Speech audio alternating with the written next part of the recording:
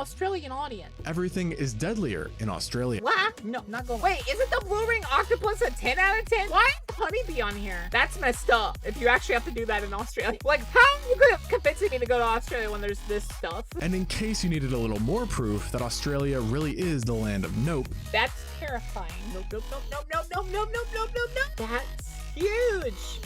No, what kind of face is that? All right, we got regular lizard, upgraded lizard, and dragon. And if y'all want more memes added, let me know. But you have to let me know, like, because it's on Blurt. All right, let's see what this is about. Just like how everything is bigger in Texas, everything is deadlier in Australia. Absolutely. To my Australian audience. What? No, not going. Yeah. Mostly the nature, as it's home to a highly disproportionate amount of potentially lethal. Deadliest? 5th most deadliest snail, 7th most deadliest snake, 7th... Wait, there's 2 snakes that are at 7. Is this like level of poisonous? Wait, isn't the blue ring octopus a 10 out of 10 though? Doesn't it kill you if it touches you? Or is it because it's so like... No, because I've heard they'll attack you in the shallows. They'll go out of their way to kill you.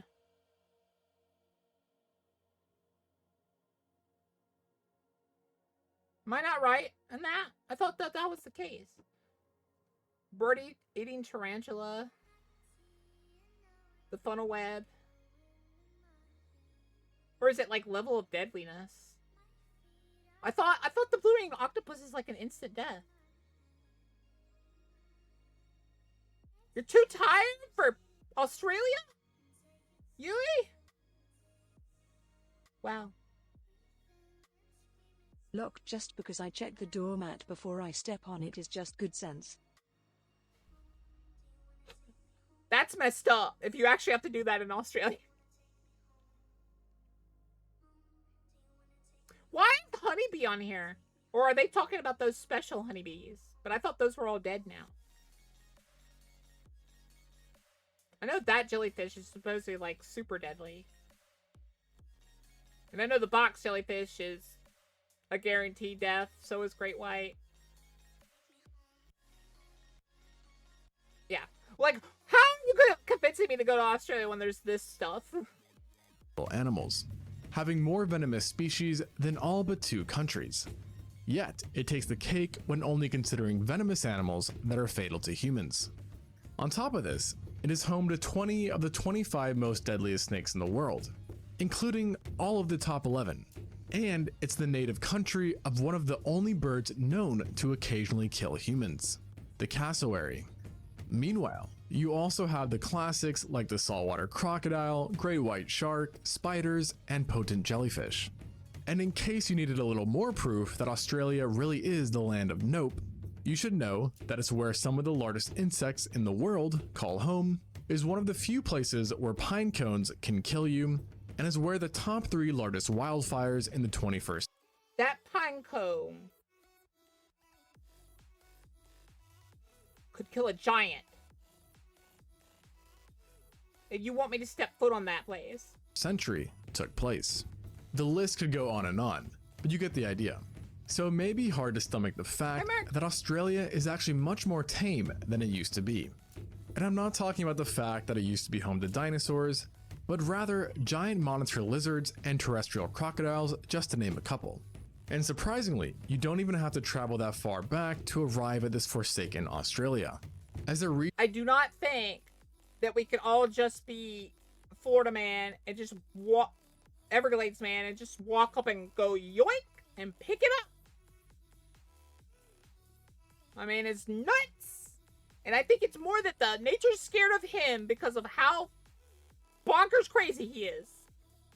They're scared if they bite him, they'll become crazy. Reached its peak in chaoticness about 50,000 years ago, which is right around when humans first arrived.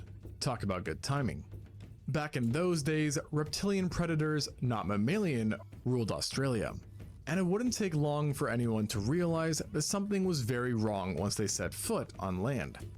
Don't look at it, chat. as there were a host of nightmarish creatures wandering around, one being a literal land croc. Not a crocodile lookalike, but a genuine real crocodilian that happened to run comfortably on land. This creature was known as the quincana, and it was one of Australia's top predators during the Pleistocene. It shared many features with the crocodiles we know of today, and was once even considered a true crocodile. Although, thanks to a very odd skull structure, it was moved to the extinct clade of Mecosukene. Along with the odd skull, paleontologists also noticed that it had some strange legs as well, that were very long for a crocodilian, allowing it to keep its body clear of terrain and potentially sprint. This has led to it being considered a terrestrial predator, Nope, nope, nope, nope, nope, nope, nope, nope, nope, nope, nope. with further evidence coming from its hoof-like toes and flat tail. Alan says, depends where you go. Then there's this thing. Where you going? Which wasn't designed for swimming. Unfortunately for all land dwellers, the quincana was also no small critter, with most adults measuring 3 meters or 10 feet and weighing 200 kilograms or 440 pounds, making it nearly identical in weight to a medium-sized American alligator. Not to worry though, as there were larger individuals as well, with one specimen reaching 6 meters or 20 feet.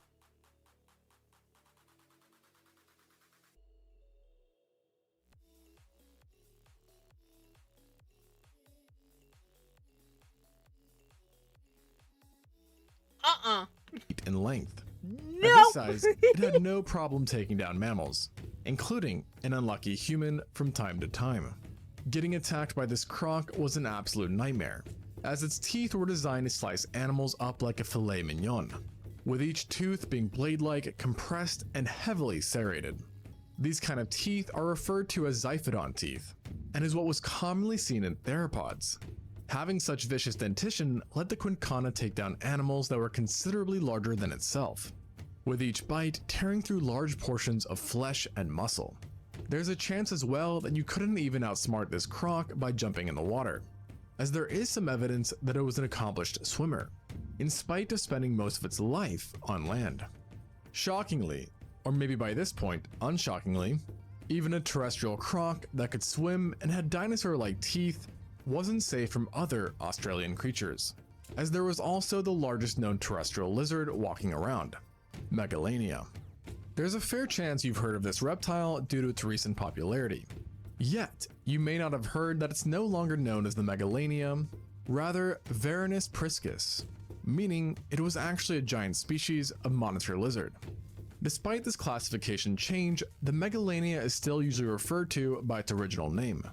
Perhaps because it's much more fitting as it translates to the Great Roamer, a nod to its massive size, and massive it was. Paleontologists never seem to agree on the exact measurements, but all estimates have given it a length of at least 3.5 meters or 11 feet, with an approximate weight of 158 kilograms or 348 pounds. So at the minimum, we are talking about a lizard that was as long as a sea lion and as heavy as a reindeer. And at its maximum, things frankly got crazy, with studies finding it to have potentially obtained lengths of up to 7.9 meters or 26 feet, which is based on fragmented remains that were scaled up to living monitor lizards. This would have made them just as lengthy as the longest recorded anaconda, but 8.5 times heavier due to its robust build, with an absolute maximum weight of 2 tons.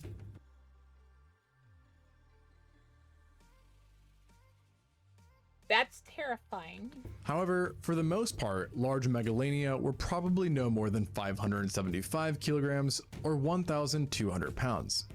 Although it wasn't only a giant, as like living monitor lizards, the Megalania possessed razor-sharp teeth that were fairly long and recurved, granting extra grip while holding onto prey.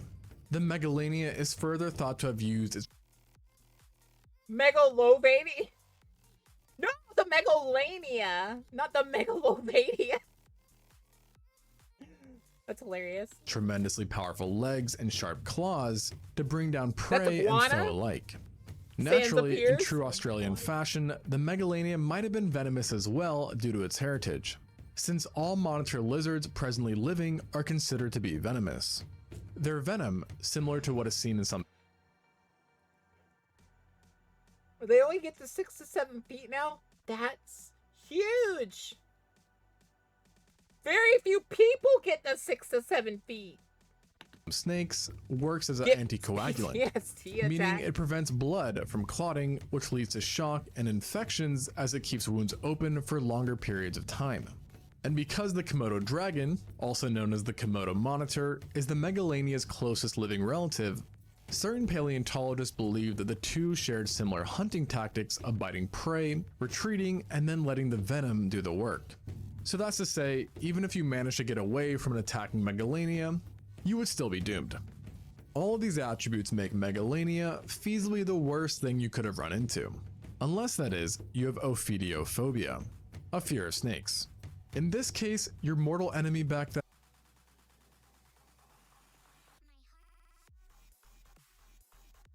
That's very long. would have been Wonambi. This name may not sound like much, but it should strike fear into any who hears it, as it belongs to a now extinct giant serpent that lived right alongside both the Quincana and Megalania. This Shizu, why are you chasing that boy? snake is unlike any we know of today, for it belonged to a family of now extinct snakes known as the Matsoidae. Snakes from this family were primarily characterized by somewhat inflexible primitive jaws and giant sizes, with the Wonambi being one of the biggest. It didn't quite reach the length of the longest living snakes of today, but came awfully close, with the larger specimens having a length of 6 meters or 20 feet, equivalent to a large Burmese python. Luckily for us, the Wonambi did break the Australian trend of possessing venom. Nevertheless, its size still rendered it a potent killer, who might have hunted That's a crocodile it's strangling. in a very similar fashion to the extant constrictor snakes, which is to say, by using ambushes near bodies of water to strike unsuspecting prey that were then killed by tightening its muscles and squeezing the animal so hard that blood couldn't reach their brain or heart, thus incapacitating them. Afterwards, though, is where things got different, because as mentioned, the Wonambi had an inflexible and somewhat smaller head that couldn't swallow prey whole. This may sound like a good thing for prey, but in reality, it just made the snake more nightmarish, as to make up for this inability, it would simply use its sharp teeth and powerful body to tear chunks off prey, sometimes even disemboweling them. Such an unpleasant way to go out may have been more common for early Australians than being preyed upon by the Megalania or Quincana, as one study found that in some indigenous populations today, snake attacks by constrictors are a common cause of death. By now, it would be reasonable for you to wonder how any mammal could survive living with so many. Are we sure she's just not a monkey because she's always in trees? Thoughts for future reference. Reptilian horrors? And the answer is, the mammals were just as crazy. Best exemplified by the Thylacoleo. This mammal is best known for its immense size, with adults being the largest known mammalian predators to ever live in Australia. On average, specimens were about the same size as a European wild boar, while the largest Thylacoleo. Why are we being specific with these descriptions? As big as a European wild boar. As big as this certain animal. As big as this certain animal. And also, why were you showing a jaguar if you wanted to say wild boar? We're on par with fully Also, just say wild boar, not European wild boar. Like, it can't be that different. matured female lions and Oh, he's 5 centimeters bigger. tigers, with whom it also shared a few characteristics. Hey guys, look, it's Pumbaa.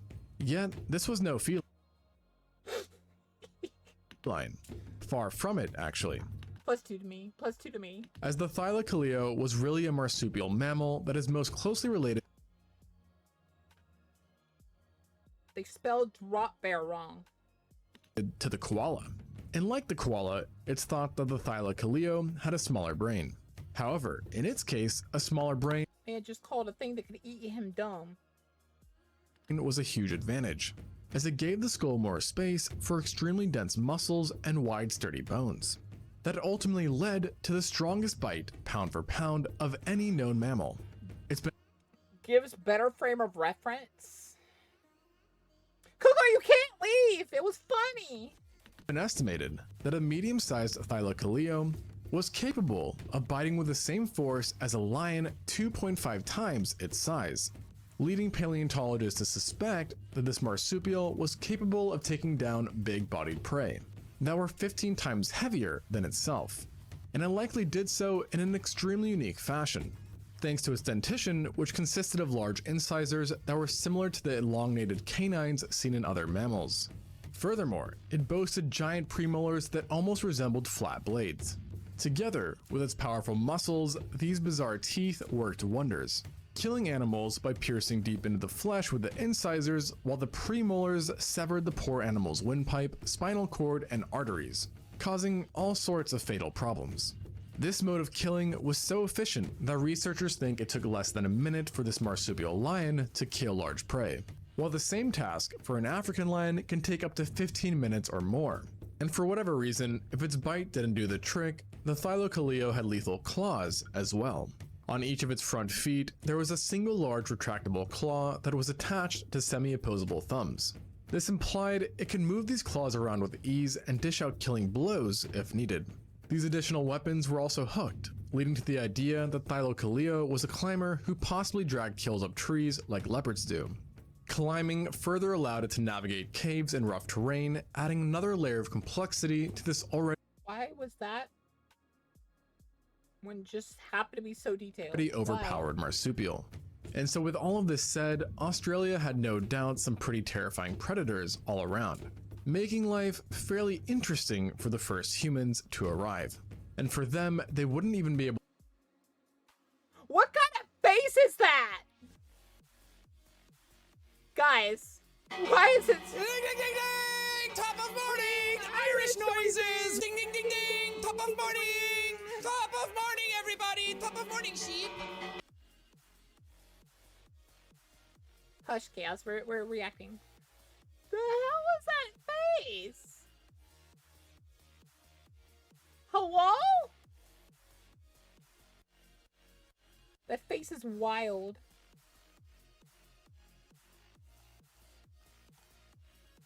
That face is wild.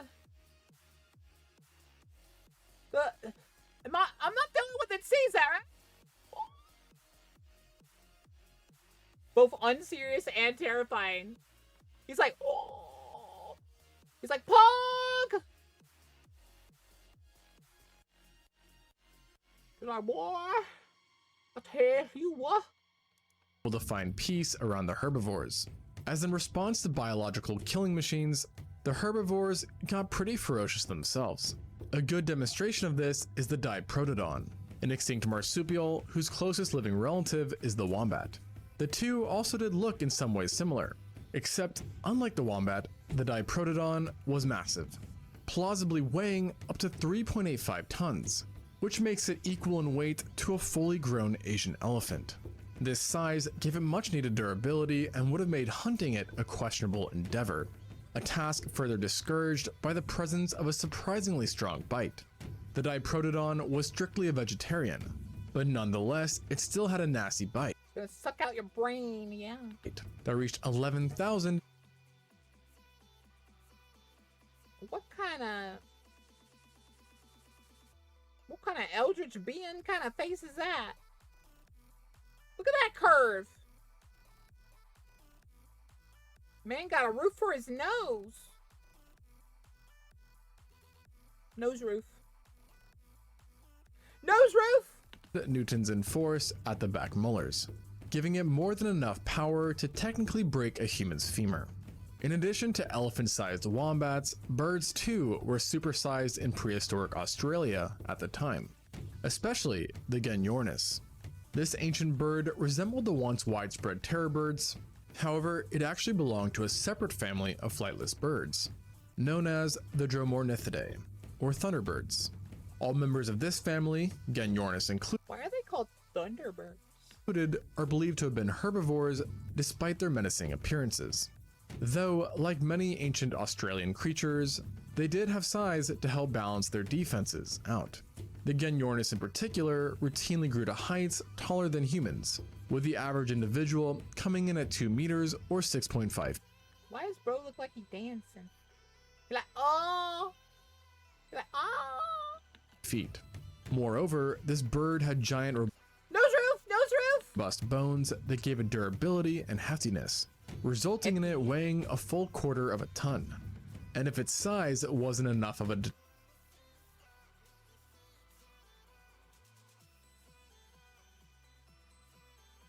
They can never draw these guys consistently, can they?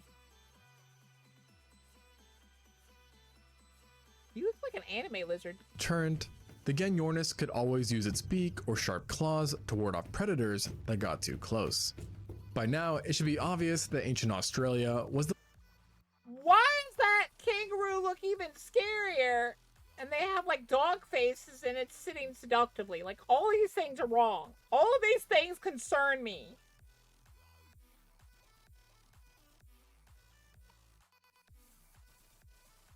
This one over here got a dog face. This one over here, it's kind of a dog face. But he's sitting all seductively.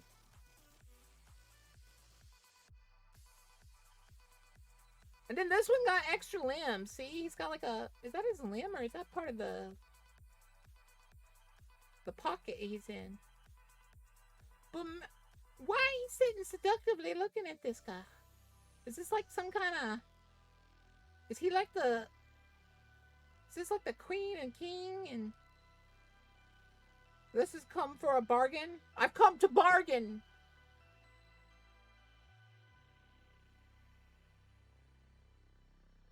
Ready to be drawn all purdy like? I know, right? Is he the drawer? Who are these people?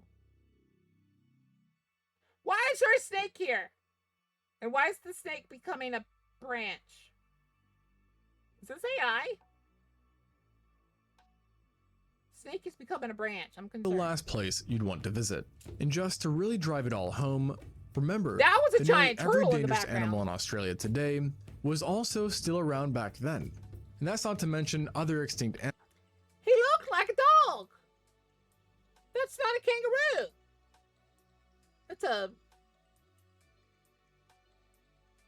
That's an eldritch being. Animals which I didn't mention, including large turtles and additional Look at extinct the crocodilians follow. like the Palutorex.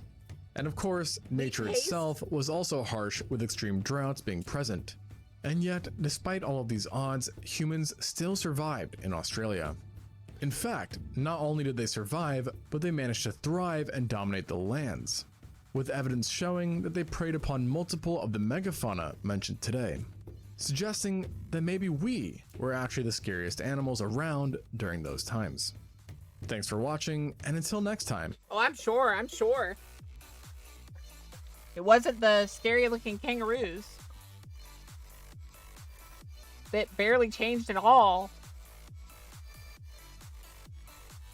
They quite literally nerfed themselves. Instead of having razor sharp talons, they have freaking boxing gloves.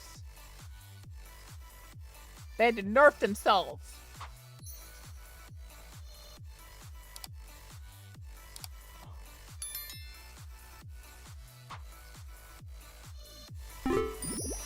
Hello?